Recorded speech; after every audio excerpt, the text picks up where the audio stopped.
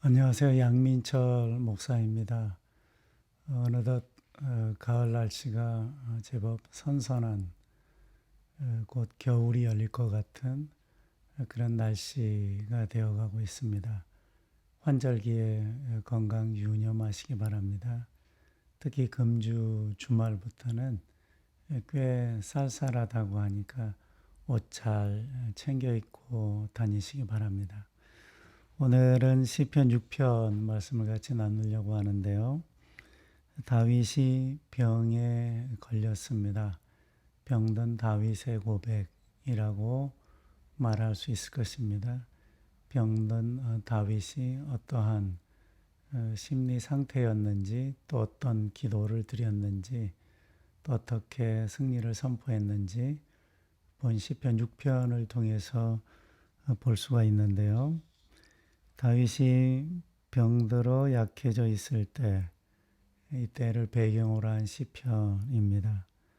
어떤 병에 걸렸는지 알 수는 없는데 6절에 보니까 사망 스올이라는 단어를 사용하는 것을 보니 죽음의 위협을 느낄 정도로 심한 질고 가운데 있었던 것 같습니다.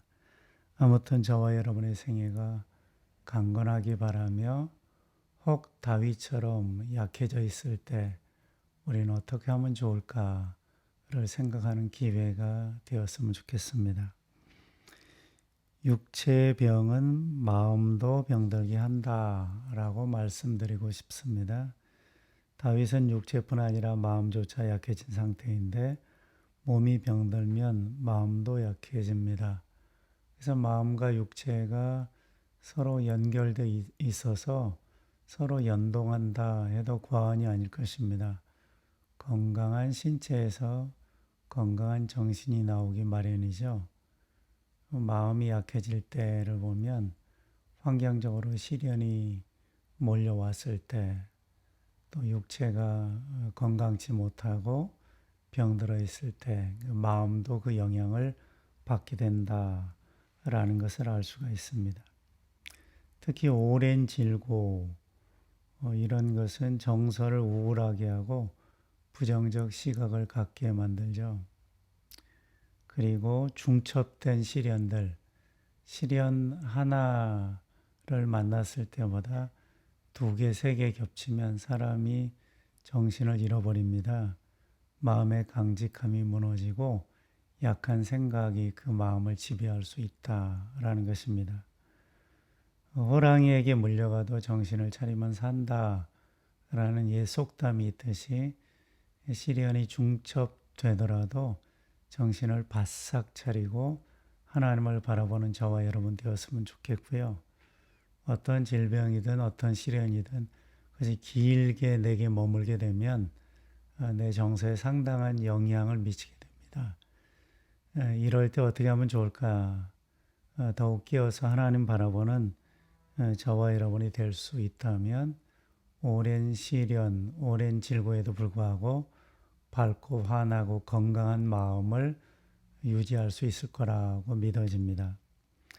마음이 병들면 영적 시각도 부정적으로 변하는데요. 육체의 질병은 마음을 약하게 할 뿐 아니라 신앙에도 부정적 영향을 끼칩니다. 해서 다윗이 이렇게 고백을 합니다. 1절 제가 읽어드리겠습니다. 여호와여, 주의 분노로 나를 책망하지 마시오며 주의 진노로 나를 징계하지 마옵소서. 하나님이 내게 분노하신다. 하나님 나를 징계하고 책망하신다.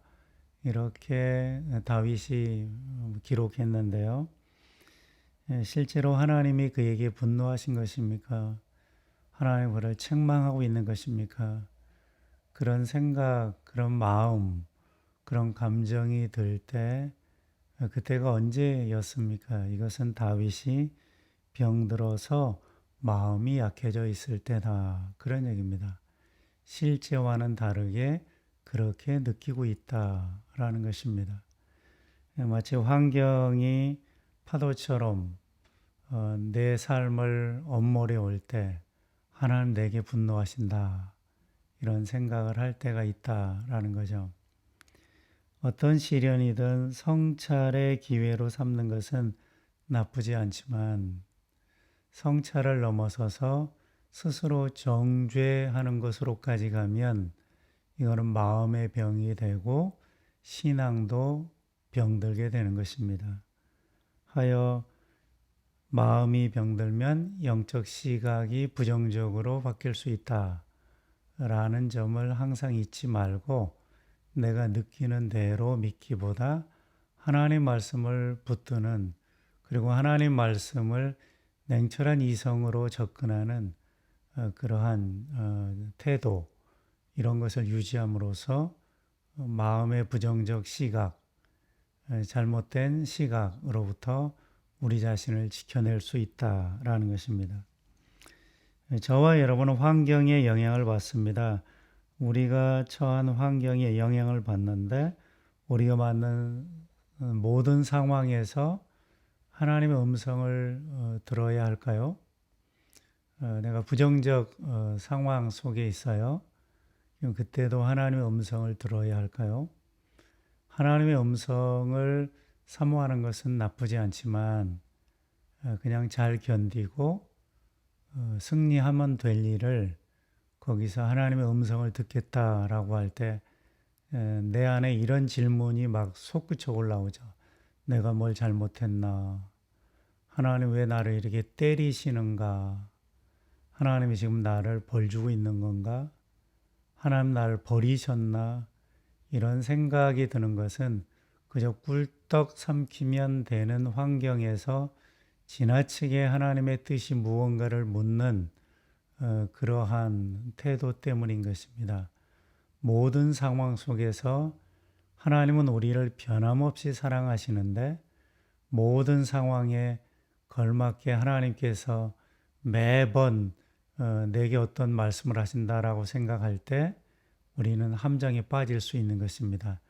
특히 부정적인 사건을 만났을 때 하나님 내게 분노하셔, 하나님이 나를 책망하셔 이렇게 생각할 수 있다라는 것입니다.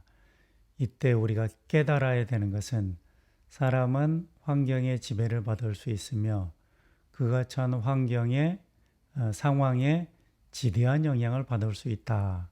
그러므로 냉철한 이성을 가지고 하나님이 어떤 분인지 즉 나를 변함없이 사랑하신다는 것을 확고히 붙잡는 그러한 태도를 보여야 속지 않고 승리할 수 있다라는 것입니다.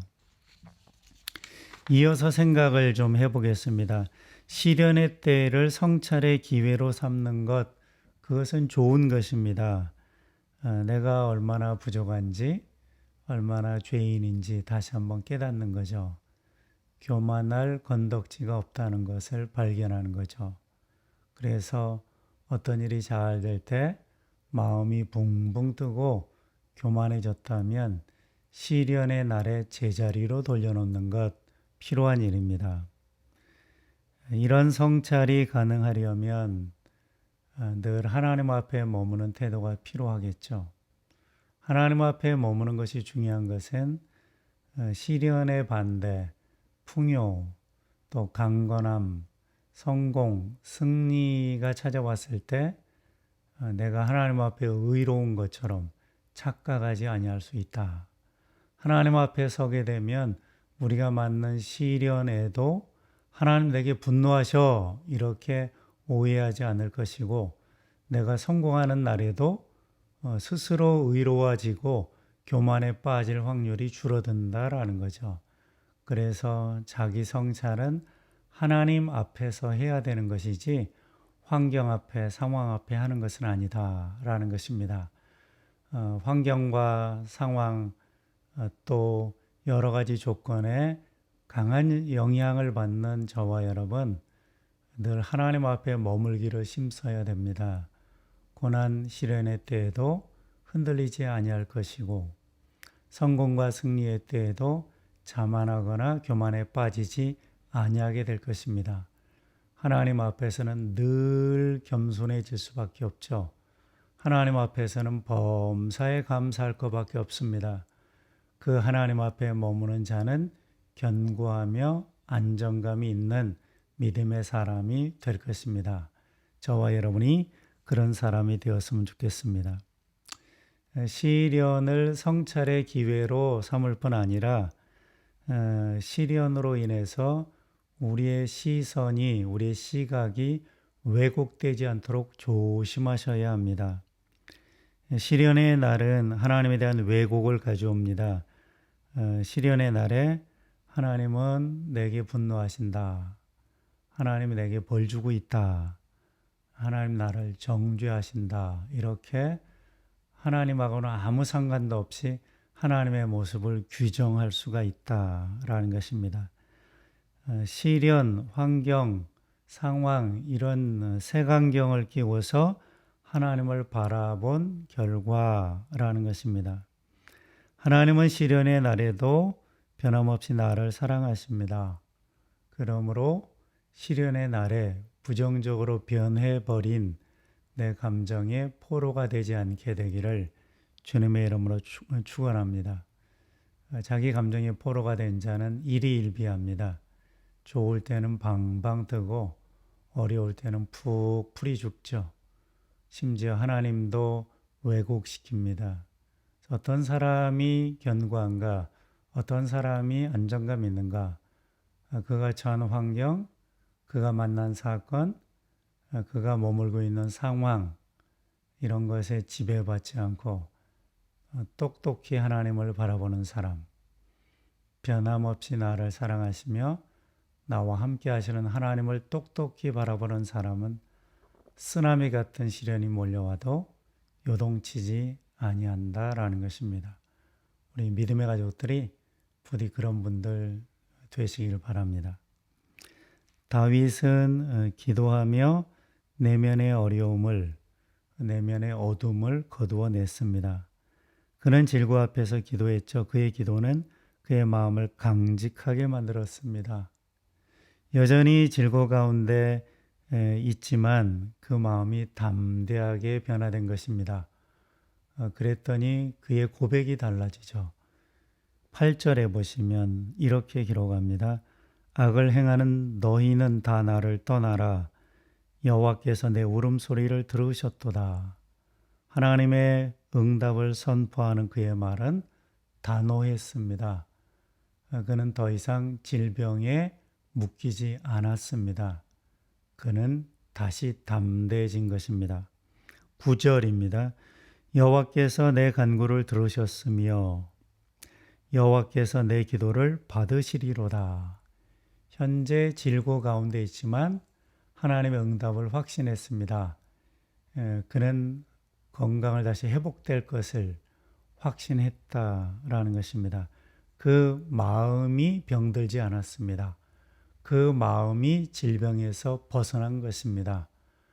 그래서 질고 가운데 있지만 하나님의 치유를 선포할 수 있었다라는 것입니다. 마지막 10절 보겠습니다. 내 모든 원수들이 부끄러움을 당하고 심히 떨며 갑자기 부끄러워 물러가리로다. 아멘. 그는 병들어 심신이 약해졌을 때 원수들이 자신을 애워싸는 것처럼 느꼈습니다. 근데 그가 기도함으로 다시 힘을 얻고서 어떻게 변화된 것입니까? 그들이 두려워 떨며 다 도망갔다. 부끄러워 다 물러갔다. 그렇게 고백하고 있지 않습니까? 기도로 그 마음이 건강하게 회복되니까 환경을 보는 그의 시선도 시각도 달라졌다라는 것입니다. 기도와 묵상의 유익은 이것입니다. 기도와 묵상을 통해 내 감정에 매이지 않고 하나님을 똑바로 바라보게 되는 거죠. 내가 처한 환경이나 사건의 색안경으로 하나님 보지 않고 성경을 통해서 하나님을 보게 되는 거죠. 그래서 질고 가운데 있어도 나를 사랑하시며 시련 가운데 있어도 나의 든든한 배경이신 하나님을 만남으로써 다윗처럼 담대하게 선포할 수가 있는 것이다 라는 것입니다. 모쪼록 시련 가운데 있는 믿음의 형제 자매들께서 기도와 묵상을 통해 다시 하나님을 회복하고 다시 하나님을 만나고 하나님 나를 얼마나 사랑하는지를 확신함으로써 승리의 걸음을 이어갈 수 있게 되기를 바랍니다. 종교의 지성소와 같은 마음을 지켜라. 이 한마디 여러분에게 권면합니다. 하나님의 일하심의 시작은 우리의 마음입니다. 우리의 마음이 하나님의 능력과 지혜로 충만해지면 질병과 시련에도 불구하고 우뚝 설 수 있다라는 것입니다. 이것은 질병 치료의 시작이며 삶의 승리의 시작이 되는 것입니다. 마음 안에서 이겨야 질병도 이기고 환경도 극복할 수가 있습니다. 여러분의 마음이 종교의 지성소입니다. 그 마음 안에 계신 하나님, 내 감정으로 바라보지 말고 내가 처한 환경이라는 색안경으로 바라보지 말고 성경을 통해 나를 변함없이 사랑하시는 그 하나님을 만나며 그 하나님의 손에 붙들려 승리하는 믿음의 가족들 되시기를 주님의 이름으로 축복합니다.